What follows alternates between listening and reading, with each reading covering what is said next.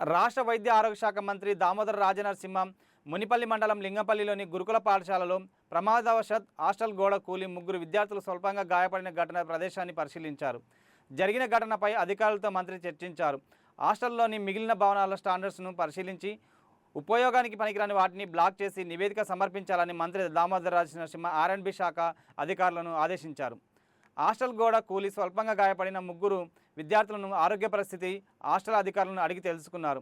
గురుకుల విద్యార్థులు క్లాసులు యథావిధిగా కొనసాగేలా ప్రత్యామ్నాయ ఏర్పాట్లు చేయాలని జిల్లా అదనపు కలెక్టర్ను మంత్రి దామోదర రాజనరసింహ ఆదేశించారు.